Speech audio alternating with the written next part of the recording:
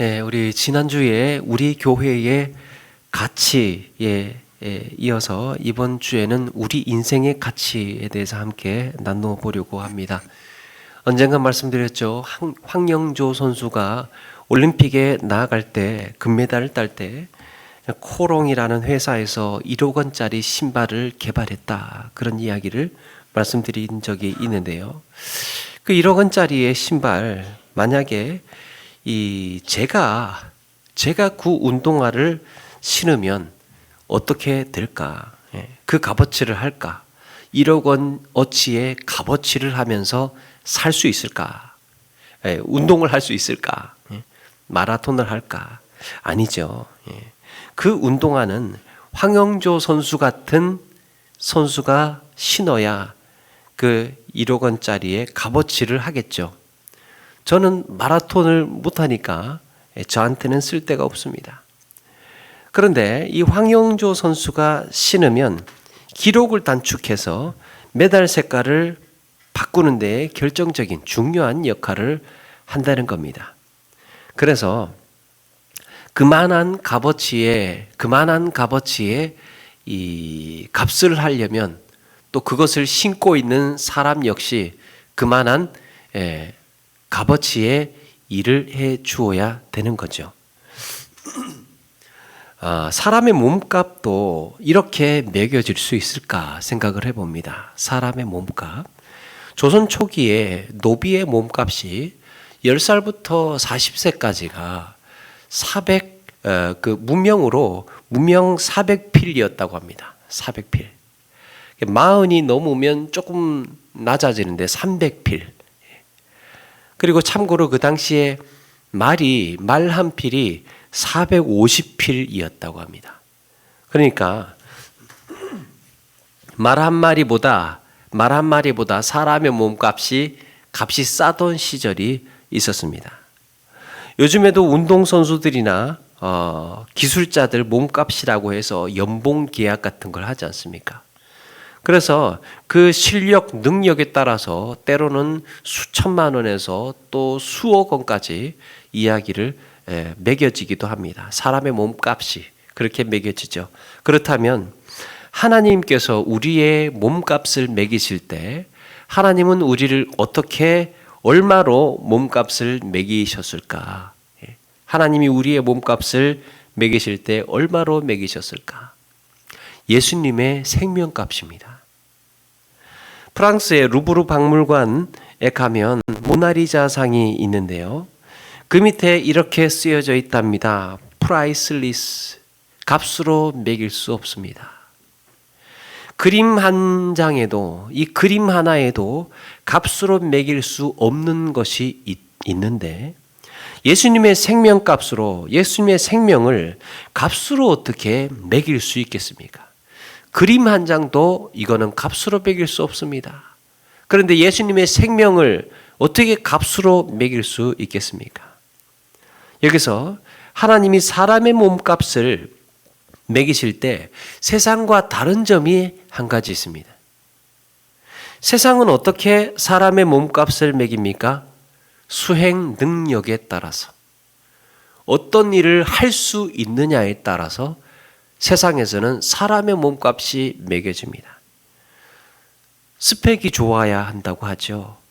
또 실력을 갖추고 있어야 하고 돈을 많이 벌어야 하고 또 그만큼 영향력이 있어야 하고 또 자기 밥값을 해야 하고 이래야 몸값이 올라갑니다. 세상에서는 이렇게 실력, 능력, 학력, 재능 이런 것들이 좋아야 몸값이 올라가요. 그런데 하나님이 매기시는 몸값은 어떻게 매겨질까? 하나님이 매기시는 몸값은 그저 살아있는 것만으로, 존재하는 것만으로 너무나 귀하고 너무나 값어치 있다고 말씀해주고 있습니다.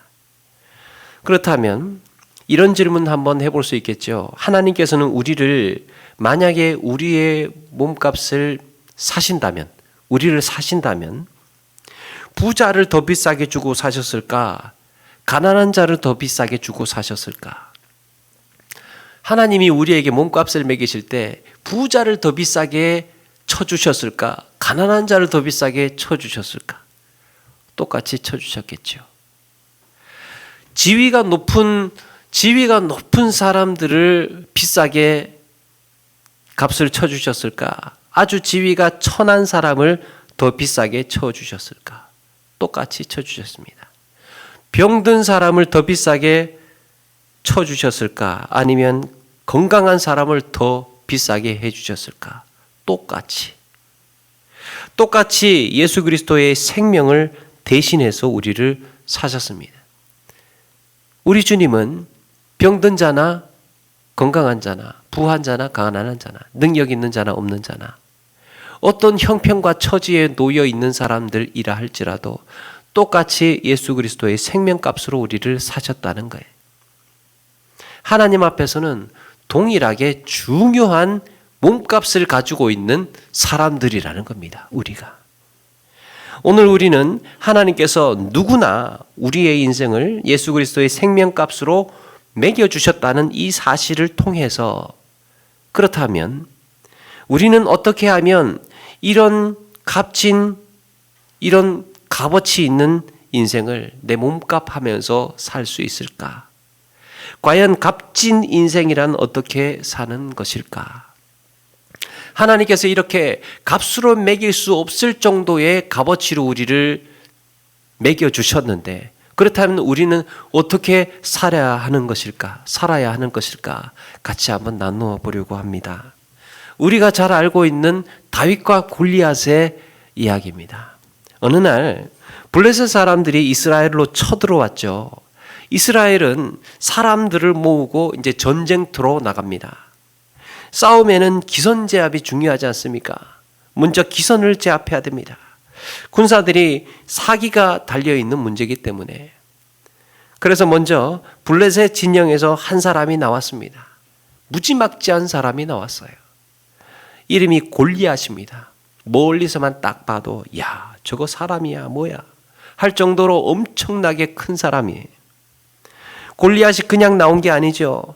오늘 17장 5절에 보니까 머리에 투구도 썼고 엄청난 비늘 같은 갑옷도 하고 노소로 된 각반을 하고 어깨에 놋단창을 메고 큰 창과 방패로 무장을 했습니다. 그 키 크고 덩치 큰 것으로만 해도 이게 오금이 저려올 정도인데 완전히 무장을 하니까 그 누가 당하겠습니까? 블레셋 진영에서 아주 작정을 하고 준비된 사람이었어요.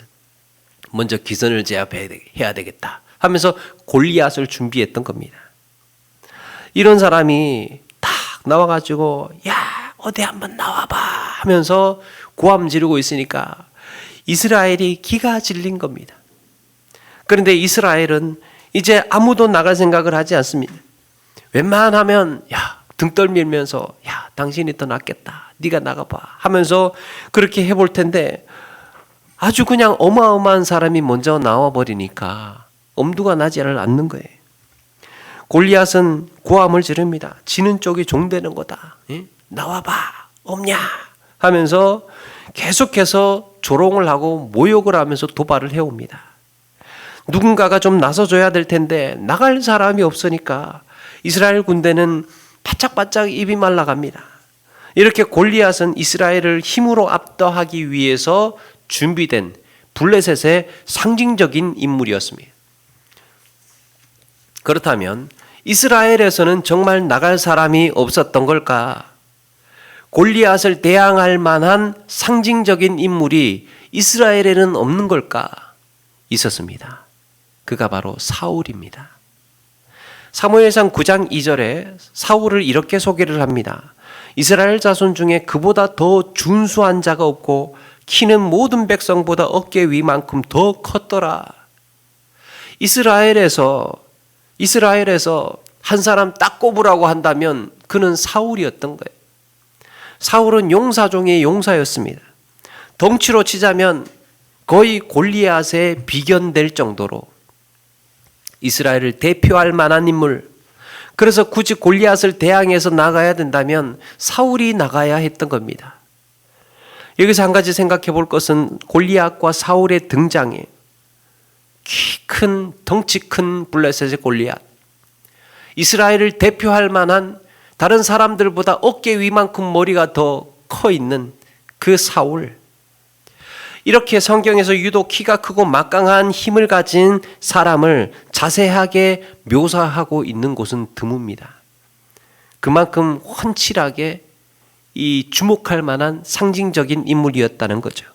그런데 모든 백성보다 어깨 위만큼 큰 상남자 사울, 여러분, 이게 이스라엘은 일찍이 우리에게도 왕을 주옵소서 하면서 이 왕을 달라고 했던 거예요. 보기만 해도 듬직하고 왕을 딱 보면 믿음직스러운, 정말 의지할 만한 이런 왕을 달라고 했습니다. 쉽게 말하면 이스라엘 사람들도 우리도 골리앗 같은 왕을 좀 달라고, 우리도 골리앗 같은 힘 좀 쓸 줄 알고 우리를 대표해서 나가 싸울 수 있고 우리가 그를 좀 의지할 수 있고 이스라엘을 대표할 만한 강하고 힘센 왕을 주십시오. 그래서 뽑힌 게 사울 아닙니까?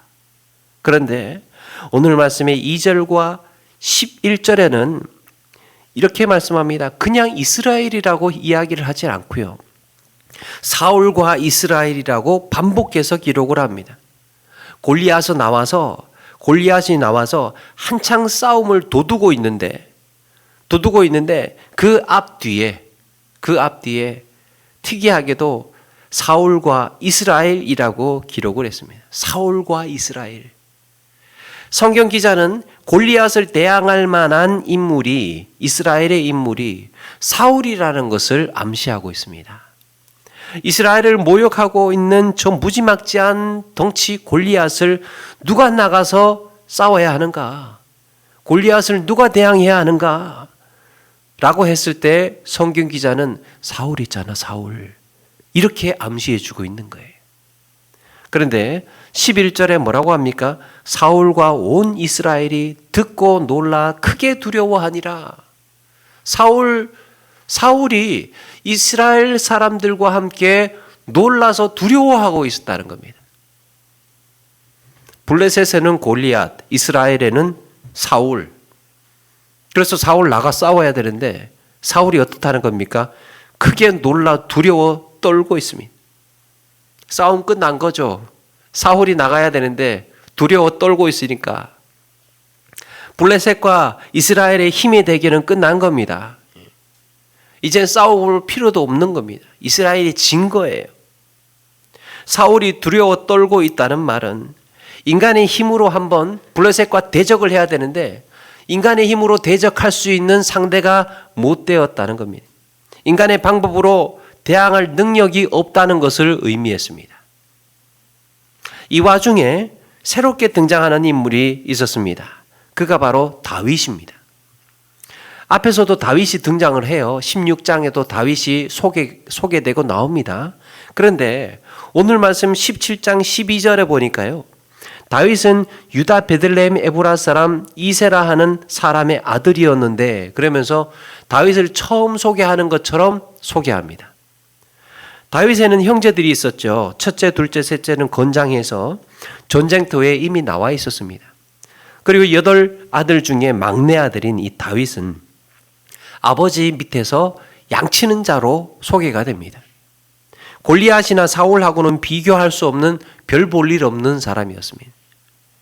다윗은 아버지 심부름으로 형들이 살았는지 죽었는지 보려고 나왔던 거예요. 전쟁터에. 이스라엘과 블레셋이 금방이라도 싸울 것처럼 대치하고 있는데 때마침 골리앗이 나와서 매일 하던 대로 도발을 해옵니다. 싸움을 도두고 있는 거예요. 골리앗이. 어디 좀 나와보라고, 오늘도 없냐고. 아니 도대체 싸울 건지 말 건지 나와서 항복하든지 해야 될 거 아니냐고 이러면서 골리앗이 그날 도발을 하고 있는 겁니다.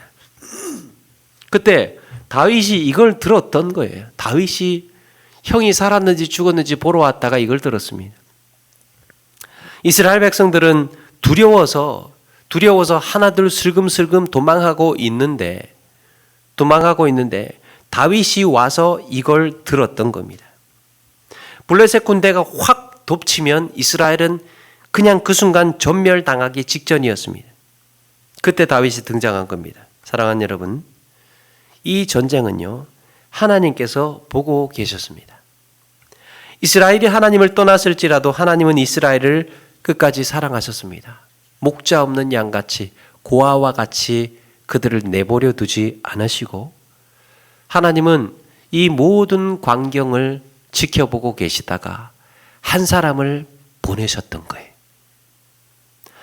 구원의 역사는 이렇게 시작이 되는 겁니다. 인간의 절망, 인간의 패배, 인간의 무능. 그때부터 하나님께서 일하기 시작하시는 겁니다. 끝간데 없이 무너지고 복구할 수 없는 그 현장에서 하나님이 이제야 비로소 일하기 시작을 합니다. 그 훤칠하고 그 힘세고 키 크고 강한 사울이 무능해 보이고 두려워 떨고 있는 그 순간에, 이스라엘에 이제 소망이 발견되지 않는 그 순간에 한 소년이 그 전장을 찾아오게 된 것입니다. 그런데 여러분, 왜 하필 다윗인가? 왜 하필 다윗인가? 어떻게 구원군으로 소년 한 명을 보내나 하나님은 그 전장, 그 험악하고 무시무시한 전장에 왜 하필 그 꼬맹이 다윗을 보내셨을까? 골리앗하고 싸워야 할 정도로 하시려면 하나님께서는 이 골리앗 정도의 비슷한 사람을 좀 보내시지, 비슷한 건 고사하고 아예 그냥 뭐 자기들 형들하고 돼도 비교할 수 없는 이 조그마한 소년 한 사람이 왔던 거예요. 그것도 아버지 심부름 때문에. 하나님은 이스라엘의 전쟁을 도우시겠다는 것이 아닙니다. 이스라엘의 전쟁을 도우시러 온 것이 아니고 직접 전쟁하시겠다는 거였습니다. 골리앗과 비슷한 사람을 보냈다는 얘기는 뭡니까? 골리앗과 비슷한 그 사람을 좀 도와줘서 골리앗을 이기도록 해주시는.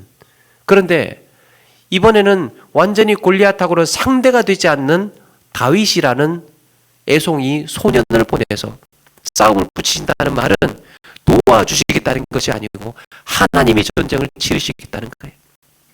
사랑하는 여러분, 내가 절망하고 있을 때, 내가 완전히 무너졌다고 느낄 때 하나님, 저를 좀 도와주세요. 하나님께서 조금만 도와주시면 전 좀 뭐가 될 것 같아요. 저를 조금만 도와주시면 제가 좀 성공할 수 있을 것 같아요. 제가 다 했거든요. 이거 이제 다 했는데, 다 완성했는데 하나님이 조금만 더 도와주시면 이룰 수 있을 것 같아요. 이게 아니라는 겁니다. 처음부터 끝까지 하나님께서 이루어 놓으신 역사였고, 처음부터 끝까지 하나님께서 해놓으신 완성된 하나님의 일이었다는 거예요. 우리가 하는 모든 삶의 역사들이 그런 겁니다. 제가 99%, 98% 제 능력으로 하고 하나님이 1% 도와주신 것이 아니고 하나님의 100%의 놀라운 역사 속에 내가 쓰임받았던 것입니다. 구원의 원리는 조금만이 아니에요. 하나님 저를 조금만 도와주시면 그게 아닙니다. 하나님, 저의 능력은 아무것도 아닙니다. 제 실력은 아무것도 아닙니다. 그냥 그저 하나님의 놀라운 역사에 내가 쓰임받기를 원합니다. 하나님 앞에서 전적인 패배를 인정하고 나의 완전 무능함을 시인할 때, 그때 하나님이 일하기 시작하시는 줄로 믿습니다. 우리 찬양 가사에도 그런 게 있죠. 모든 시선을 주님께 드리고 우리의 모든 관심, 우리의 모든 의지, 이것을 주님께 드리고 살아계신 하나님을 느낄 때 내 삶에 주의 역사가 되고 하나님의 일하기 시작하네. 내 삶을, 내 시선을 주님께 드리고 살아계신 하나님을 느낄 때, 하나님이 살아계시다는 것을 느껴야 우리는 승리할 수 있습니다. 하나님이 내 삶의 순간순간마다 살아계시다는 것을 느낄 때 주님의 역사가 됩니다. 자, 그렇다면 왜 하필 다윗을 쓰셨나? 여러분, 무술 영화 같은 데 보면 젓가락 하나로 그 무술하는 사람들 다 해치우지 않습니까? 젓가락 하나로. 딱히 뭐 중요한 거 뭐 칼, 창 이런 거 필요 없어요. 고수는요, 젓가락 하나면 충분합니다. 수만 명을 먹여 살려야 할 때 물고기 2마리, 보리떡 5개로도 충분합니다. 충분해요. 그러니까 요걸 갖고 뭘 해, 요걸 갖고 이렇게 생각할 것이 아니라 요것밖에 안 돼도 하나님이 쓰시면 충분한 줄로 믿습니다. 쓰는 자가 누구인가가 중요합니다. 물론 하나님은요, 사실 젓가락도 필요 없어요. 하나님은 물고기 2마리, 보리떡 5개도 필요 없어요. 먹이실 거면. 그런데 젓가락이 등장하고 택도 안 되는 물고기 2마리, 보리떡 5개가 등장하는 이유는 그게 증표이기 때문이에요. 하나님이 일하고 계시다는 증표. 다윗이라는 그 작은 소년, 한 증인을 통해서 하나님이 살아계심을 증명하고 있는 겁니다. 그렇다면 이 싸움은 다윗과 골리앗의 싸움이 아니라 막강한 용사 골리앗과 만군의 여호와 하나님의 싸움이었던 겁니다.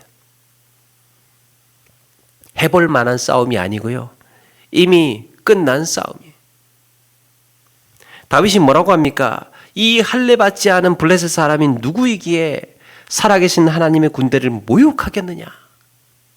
다윗의 분노는 거기에 있었습니다. 아니 도대체 이 할례도 받지 않은 이방 이 블레셋 사람이 누군데 도대체 사시는 하나님의 군대를 지금 모욕하고 있느냐? 그 분노를 하고 있는 거예요. 40일 동안 이스라엘 진영에 나와가지고 아무도 대답하지 못했던, 아무도 나서지 못했던 그 목소리를 이 조그마한 소년이 그날 와서 고함 지르고 있는 겁니다. 도대체 누가 이 사시는 하나님의 군대를 모욕하고 있느냐? 우리도 나가 싸우자. 당신들 두려워하지 마라. 겁먹지 마라. 우리는 지금 하나님의 군대다. 아무도 우리를 모욕할 수 없다. 아무도 우리를 조롱할 수 없다. 나가서 싸우자. 그렇게 외치고 있었던 거죠. 다윗은 그동안 사울도 못했고 이스라엘 중에 아무도 못했던 싸움을 도두는 자였습니다. 블레셋에 골리앗이 싸움을 도두는 자였다면 이제 이스라엘에는 다윗이라는 소년이 싸움을 도두고 있는 거예요. 아무리 하나님이 주도하시는 전쟁이었지만 하나님은 바로 이런 자를 쓰고 계셨습니다. 바로 이런 소년 다윗을 증표로 사용하셔서 사시는 하나님을 바라보라고, 사시는 하나님을 의지하라고 다윗을 보내셨던 겁니다. 다윗을 보내셔서 블레셋을 쳐부수는 게 아니고 다윗을 통하여서 사시는 하나님을 보라고 증거로 보내셨던 거예요. 사랑하는 여러분, 스펙으로 치면 사울만한 엘리트가 어디에 있습니까? 이스라엘이에요. 능력으로 치면, 몸값으로 치면 사울만한 사람이 어디에 있겠습니까? 사울이 이스라엘에서 제일 준수한 사람이었다니까요. 그런데 자기 힘으로 골리앗과 비교해보니까 자기 능력으로 골리앗과 비교해보니까 이길 수가 없었던 거예요. 내 능력으로, 내 힘으로 한번 골리앗과 요즘에 하는 말로 비벼보려고 해보니까 비교가 될 수 없었던 겁니다. 그래서 절망을 하고 아무것도 하지 않았던 겁니다. 그 헌칠한 준수한 키와 힘과 능력을 가지고도 그 놀라운 그 왕이 된 모든 자질을 가지고도 아무것도 하지를 않았던 겁니다. 반대로 다윗은 군사로 뽑히지도 못하고 아버지의 양 치다가 형 살았는지 죽었는지 그거 보러 왔던 소년이에요. 다윗은 그에 비하면 정말 얼마나 보잘것없습니까? 그래도 그 절망적인 순간에 이스라엘의 소망이 되고 있습니다. 그동안 이렇게 펄펄 뛰는 사람이 없었는데 드디어 한 사람이 나왔다는 소식에 사울이 부릅니다. 아니 도대체 나서는 사람이 있어? 그러면서 다윗을 불렀던 거예요. 부르고 보니까 야 이건 뭐 군인도 아니고 딱 보니까 그냥 애예요, 애. 그래서 야 너는 안 되겠다. 고맙지만 그냥 돌아가라. 그렇게 하는데 다윗이 사울을 설득을 합니다.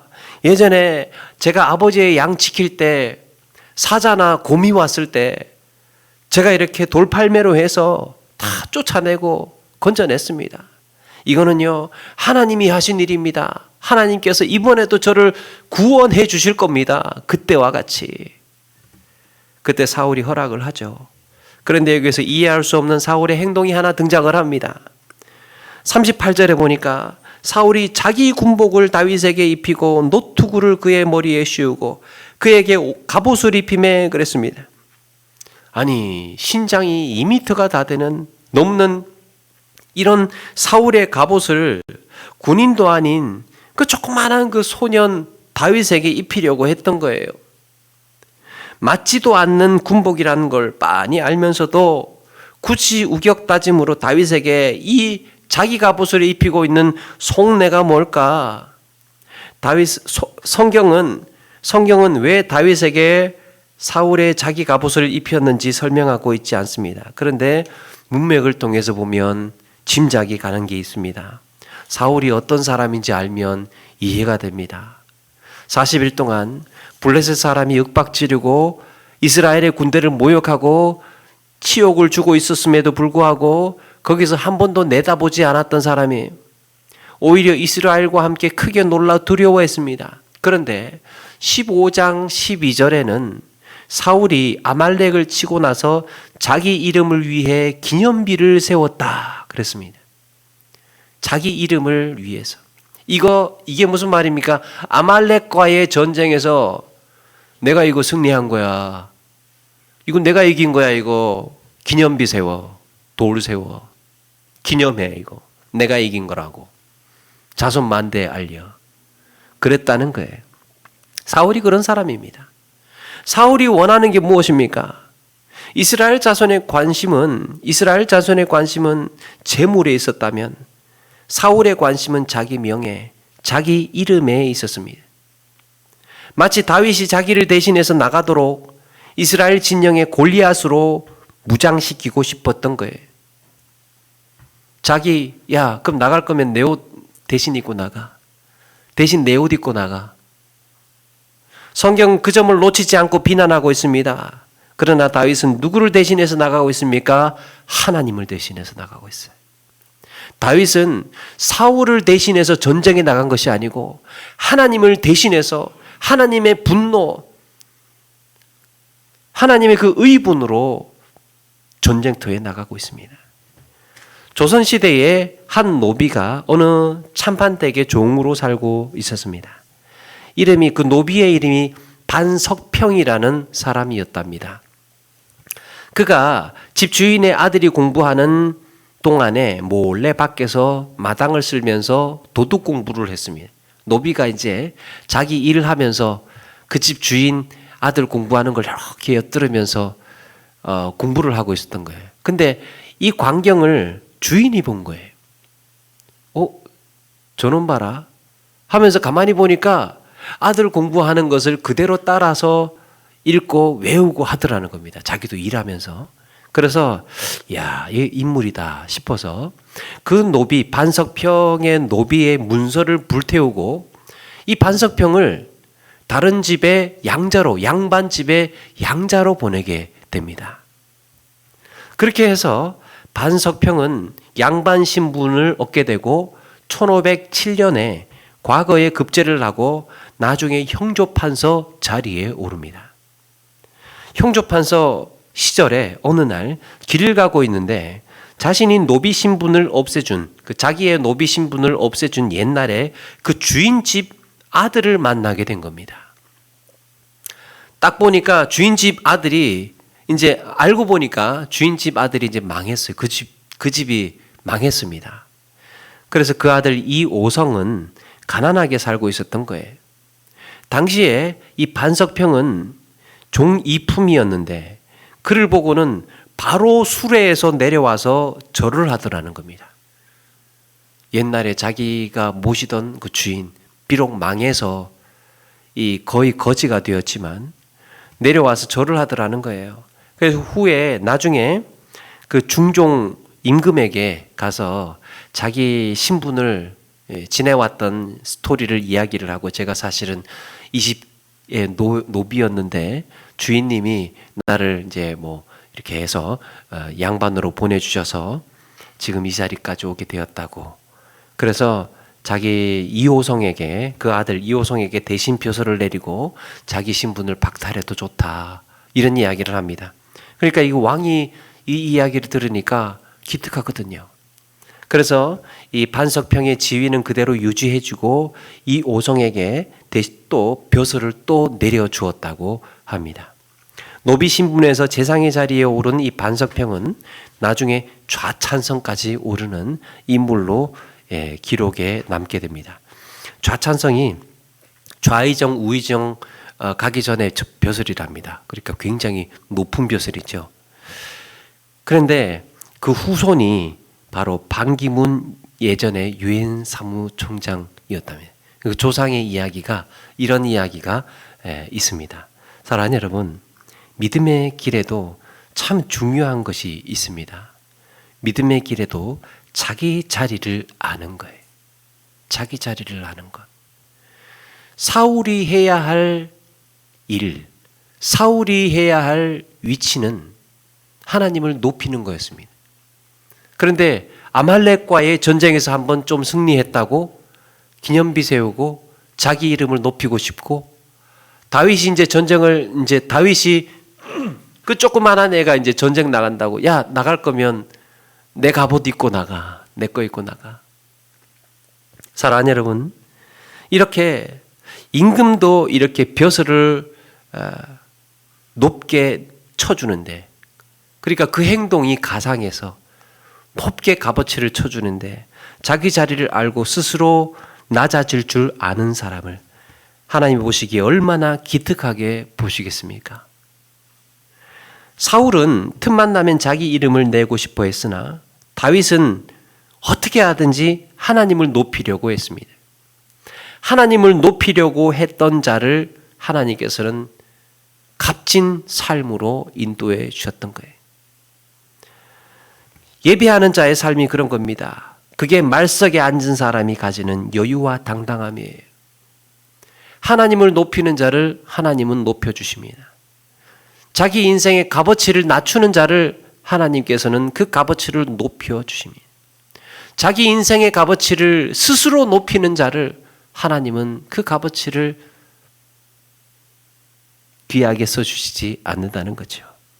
다윗이 전투에 임하는 태도가 바로 그런 거였습니다. 어찌 보면 내 비록 낮고 천하고 보잘것없는 인생이지만, 그래, 나 무명이고 양치는 소년의 목동에 불과하고 그 8 형제 중에 막내이고 키가 작아서 전쟁에도 나가지 못하는 그 어린 막내였지만, 그럼에도 불구하고 내 인생을 두고 간절히 증명하고 싶었던 살아계신 하나님, 그 자체가 기쁨이고 그것이 내가 나서는 명분이었다는 거예요. 다윗이 골리앗에게 나아갈 때 지명 죽는 것이고 이기면 사는 것이죠. 여기서 매우 중요한 질문이 하나 나옵니다. 여러분, 다윗이 골리앗하고 싸우러 나갈 때 죽으러 나갔을까요? 살려고 나갔을까요? 죽으러 나갔다고 하면 질 것을 염두에 두고 나간 것이기 때문에 무모한 행동을 한 거예요. 죽어도 좋아 하면서 나갔다면 그 무모한 행동이에요. 그런데 반대로 살려주신다고 믿고 나갔다면, 하나님 나는 반드시 살려주실 거야 라고 믿고 나갔다면 그것도 좀 어렵습니다. 왜냐하면 성경에 나오는 수많은 순교자들을 설명할 길이 없습니다. 나가다가 죽을 수도 있죠. 우리가 하나님의 일을 하면 다 잘 살고 다 잘 풀려야 되는데, 하나님의 일을 하면 그렇지 않습니까? 살아계신 하나님이 붙들어 주시고 인도해 주시고 다 잘 풀리고 다 잘 해결돼야 되는데 때로는 그러다가 병들기도 하고 때로는 그러다가 사고 나기도 하고 때로는 정직하게 사업했더니 망하기도 하더라는 거예요. 이거 어떻게 설명해야 될까? 이거 어떻게 설명해야 될까? 굳이 답을 하자면 죽을지도 모르고 살지도 모릅니다. 오히려 죽을 가능성이 더 커 보입니다. 이게 중요한 내용이에요. 순교는 사역을 하다가 하나님의 일을 하다가 순교를 할 수도 있는 겁니다. 처음부터 순교를 목적으로 사는 사역을 하는 것은 아니에요. 정직하게 사업을 하다가 사업이 망할 수도 있는 것이지 망하기 위해서 정직하게 사업을 하는 게 아닙니다. 살다 보니까 죽을 수도 있는 것이지 죽으려고 사는 게 아니지요. 살다 보니 죽을 수도 있는 것이지만 죽으려고 살지는 않지 않습니까? 그러니까 살아가는 삶의 과정, 다윗은 싸우러 나간 거예요. 싸우러 나간 것이지 죽으러 나간 게 아닙니다. 여기서 포인트가 다윗의 관심이 중요합니다. 다윗의 관심은 모욕을 당하고 있는 하나님을 두고 볼 수가 없었던 겁니다. 그게 관심이었습니다. 자기가 그 순간 무엇을 해야 하는지가 분명했던 겁니다. 예수님의 제자들은 모욕을 당하고 있는 예수님을 향해서 제자들은 모욕당하고 있는 예수님을 향해서 아무것도 하지를 못했습니다. 나섰다가는 자기도 잡혀 죽을 게 뻔했기 때문에 그런데 그거 생각하니까 나가지를 못했던 겁니다. 그게 두려웠고 떨려서 아무 말도 할 수가 없었습니다. 그저 먼 발치에서 지켜보고만 있었습니다. 그런데 우리 주님은 죄와 사망의 권세를 이기고 부활하셨습니다. 하나님의 살아계심을 경험하고 그 승리를 확인했습니다. 제자들과 초대교회 성도들은 그 후로 삶과 죽음 앞에 의연했습니다. 예수님께서 죽으시고 부활하고 난 다음에 제자들의 입장과 태도가 완전히 달라집니다. 저렇게 되면 어떻게 될지 모르는데 이런 거 생각하지 않았던 거예요. 우리가 이미 죽었다면 예수님의 십자가 앞에서 우리도 죽었다면 우리의 관심사는 이제 살고 죽는 문제에 있는 게 아니라 우리가 이 땅에서 무엇을 하며 살 것인가, 누구로 살 것인가가 중요해지는 거예요. 사랑하는 여러분, 다윗에게 단 하나의 목적은 내가 살든지 죽든지 여호와의 승리에 있었습니다. 그는 그거 하나만 바라보고 있었던 거예요.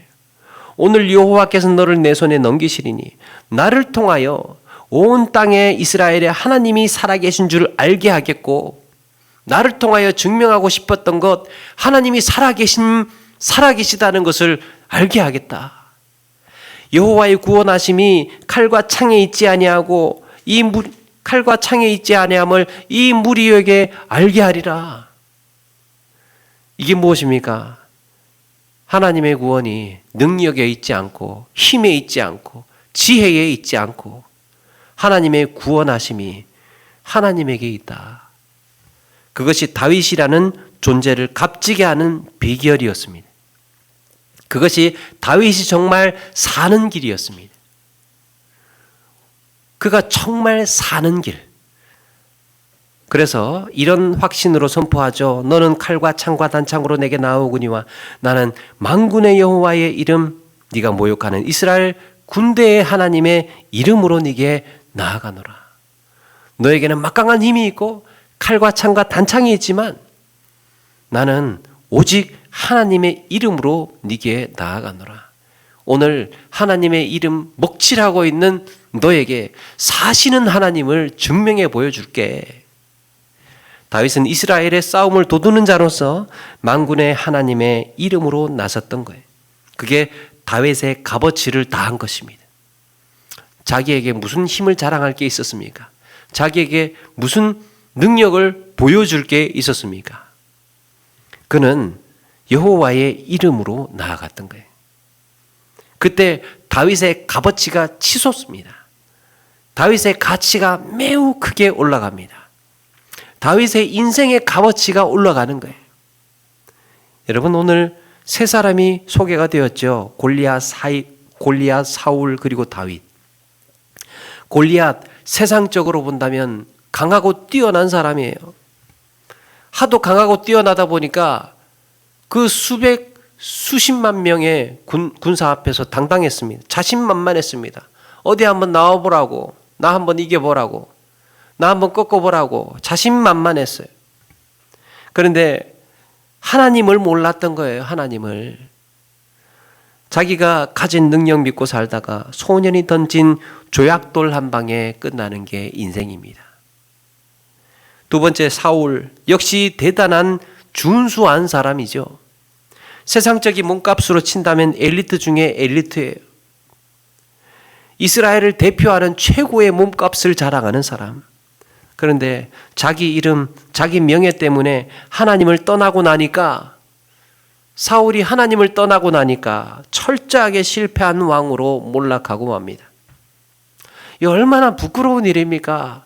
이스라엘에서 최고의 몸값을 치고 있는 사울이 자기 갑옷을 다윗에게 주면서 네가 대신 나가라고 하니까 얼마나 부끄러운 민망한 일입니까? 세 번째, 다윗이지요. 골리앗이나 사울에 비하면 정말 보잘것없는 소년에 불과했습니다. 그러나 하나님이 쓰시니까 비록 소년 다윗이라도 위대하게 쓰임을 받고 있습니다. 하나님은 사울이나 다윗이나 똑같은 몸값을 지불하셨습니다. 그가 준수하다고 해서, 그가 능력이 있다고 해서, 그가 힘이 세다고 해서, 그가 더 강하다고 해서 야, 네 몸값이 더 괜찮은가 보다야, 네가 좀 나가라 하신 것이 아니고 똑같이 값어치를 쳐 주셨습니다. 그런데 그 몸값을 했던 사람은 다윗이었다는 거죠. 어떻게 했습니까? 실력으로 한 것도 아니고 능력으로 한 것도 아니고 하나님을 증명하겠다는 그 열정으로, 믿음으로. 사시는 하나님을 오늘 증명해 보이리라. 하나님을 나타내려고 하니까, 하나님을 높이려고 하니까 자기 몸값이 높아지더라는 거예요. 사랑하는 여러분, 나는 몸이 아파서 아무것도 못해. 몸이 아파서. 나는 정말 말할 수 없는 상처가 많아서 아무것도 못해.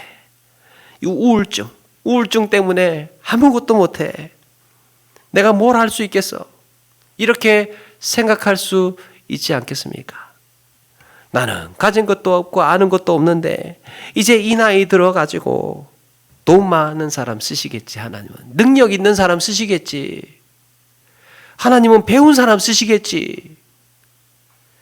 하나님이 어떻게 나를 쓰실까? 이렇게 생각할 수도 있으나 오늘 말씀을 보니까 그렇지 않더라는 거예요. 우리의 생애가 하나님에 들려지는 순간, 우리의 인생에 하나님께 들려지는 순간 이 어두운 세상을 비추는 별과 같은 그런 인생이 될 줄로 믿습니다. 위대한 생애의 가능성. 그것은 예수 그리스도의 이름으로 사는 거예요. 내 실력으로, 내 능력으로 이것을 의지하는 것이 아니고 만군의 여호와 하나님의 이름으로 사는 겁니다. 말씀을 마칩니다. 제가 좋아하는 영화 중에 장수상해라는 영화가 있습니다. 장수상해. 주인공 김칠성 할아버지가 치매에 걸려가지고 가족에 대한 기억을 잃어버렸습니다. 아내는 췌장암으로 이제 시한부 인생을 살고 있습니다. 그런데 이 할아버지가 이 가족들의 기억을 알아보지를 못하는 거예요. 자식들은 아버지를 위해서 가족이 아닌 것처럼, 이웃에 사는 것처럼 앞집에 와서 살고 있습니다. 아내에 대한 기억을 잃어버린 이 할아버지는 우연히 앞집에 있는 할머니를 만나게 되고, 그렇게 해서 이제 데이트도 하고 또 새로운 사랑을 시작을 합니다. 그 이야기의 마지막에 참 죽어갈 수밖에 없는 인생을 실감하게 되는데요. 이 죽어가고 있으나 살아가는 이야기를 해주고 있습니다. 사람은 참 죽어갈 수밖에 없는 인생인데 그 영화를 보고 있다 보니까 그런 와중에도 살아가고 있구나. 사랑하는 여러분, 그럼에도 불구하고 이렇게 살아가는 이야기는 우리의 삶을 의미 있게 해줍니다. 우리의 형편이 어떠하든지 간에 내가 지금 살아가고 있는 그 이야기는 우리를 의미 있게 해주는 거예요. 헌신은 죽기 위해 달려드는 순교가 아닙니다. 진정한 헌신은 내가 그리스도인으로 사는 삶에 집중하는 겁니다. 내가 누구인지, 진짜 헌신은 그리스도인으로 사는 삶에 집중하는 겁니다. 죽으려고 달려드는 것이 아니고 살려고 달려드는 것이 진짜 헌신이라는 거예요. 그리스도인으로 살기 위해서, 성도로 살기 위해서, 온전한 제자로 살기 위해서, 하나님의 자녀, 하나님의 백성으로 살기 위해서 모든 것을 쏟아 부을 때 우리의 인생의 가치는 높아간다는 것입니다. 언젠가 말기암으로 하루하루 힘들게 사시는 분을 호스피스 병동에서 뵌 적이 있습니다. 이분이 이제 아직 예수 믿지 않았던 분이었으로 기억을 하는데, 복음 전하면서 그분이 하시는 말씀이 있습니다. 이제 사실 날이 얼마 남지 않았는데 하신다는 말씀이, 그동안 내가 더 사랑하지 못하면서 살았던 게 후회스럽다 하는 말씀을 하셔요. 그동안 더 사랑하지 못하면서 살았던 게, 내가 지금까지 뭐 하면서 살았는지 가만히 돌아보니까 많이 더 사랑하고 더 많이 아껴주고 더 많이 이렇게 귀하고 값지게 사는 것이 중요하다는 것을 그 생애 말년에 또 깨닫고 계셨던 거예요. 여러분, 우리는 어떻게 살아야 하겠습니까? 믿는 자의 죽음은 영원히 살아가는 삶의 과정이라고 했습니다. 죽음은 삶의 과정이에요. 하나님 앞에, 하나님의 사랑 앞에 보잘것없는 인생은 없습니다. 하나님 앞에 무가치한 인생, 보잘것없는 인생은 없어요. 하나님 앞에 쓸모없는 인생도 없습니다. 나의 형편이 어떠하든지, 나의 인생이 어떠하든지 간에 하나님 앞에는 쓸모없는 인생이 없습니다. 다 귀하고 값지고, 다 하나님께서 아끼고 하나님께서 놀랍게 들어쓰시는 인생들이라는 거예요. 내가 너를 어떻게 살렸는데, 우리는 지금 살아가는 것만으로도 한없는 가능성을 갖고 살아가는 겁니다. 하나님은 이렇게 살아가는 사람, 이렇게 존재하는 모든 자를 통해서 영광의 증인으로 삼으실 것입니다. 우리에게 주어진 형편과 처지에 연연해 하지 않고, 하나님께서는 나도 저 사람들과 똑같이 값진 인생이고, 나의 삶도 누구보다도 동일하게 하나님께서 귀하게 여겨주시는 인생이다 기억하신다면 우리의 인생 값지게 살아낼 수 있습니다. 그렇게 가치 있는 인생 되시는, 우리의 이름값 하는 인생 되시는 저와 여러분 되기를 주님의 이름으로 축원합니다.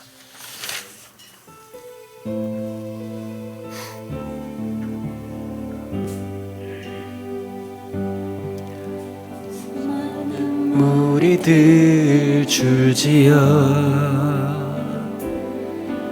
그분을 보기 위해 따르네. 평범한 목수이신 그분 앞에 모든 무릎이 꿇어 경배하네. 모든 문제들 하나하나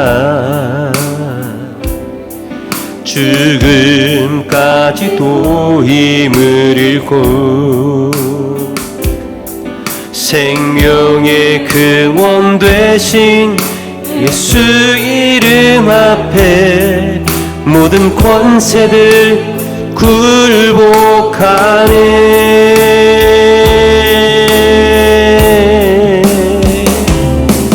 예수 이름 높이세 능력의 그 이름 예수 이름 높이세 구원의 그 이름 예수 이름을 부르는 자 예수 이름을 믿는 자 예수 이름 앞에 나오는 자 복이 있도다. 아멘. 우리 한 번 더 고백하면서 준비한 예물 드리겠습니다. 나의 계획이 실패하고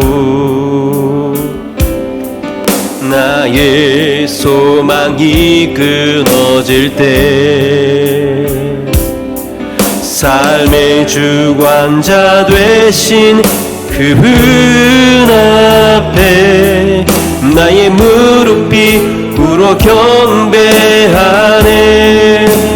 나의 삶을 그분께 맡길 때 비로소 나의 마음이 평안해 비로소 나의 마음 평안해. 구원의 반석 되신 예수의 이름을 소리 높여 찬송하네. 예수 이름 높이세 예수 이름 높이세 능력의 그 이름 예수 이름 높이세 구원의 그 이름 예수 이름을 부르는 자 예수 이름을 믿는 자 예수 이름 앞에 나오는 자 복이 있도다. 예수 이름 높이세 예수 이름 높이세 능력의 그 이름 예수 이름 높이세 구원의 그 이름 예수 이름을 부르는 자 예수 이름을 믿는 자 예수 이름 앞에 나오는 자 복이 있도다. 아멘. 네, 우리 오늘 말씀 기억하면서 잠시 한번 기도하며 나가기를 원합니다.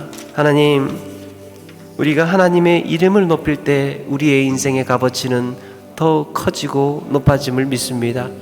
오늘 다윗이 보여주었던 하나님의 이름을 높이는 그 마음으로 하나님 우리도 이 땅에 살아가게 해주시고 우리의 능력과 우리의 실력과 우리의 재능도 중요하지만 그보다 우리의 인생이 하나님으로 인하여서 의미 있음을 고백하게 해주시고 우리의 인생이 하나님의 이름으로 인하여서 가치 있음을 기억하게 해주시고 예수 그리스도의 이름을 우리가 사는 날 동안 더욱 높이며 살게 해달라고 우리 고백하고 다짐하며 잠시 한번 기도하며 나가겠습니다. 같이 한번 기도하겠습니다. 사랑과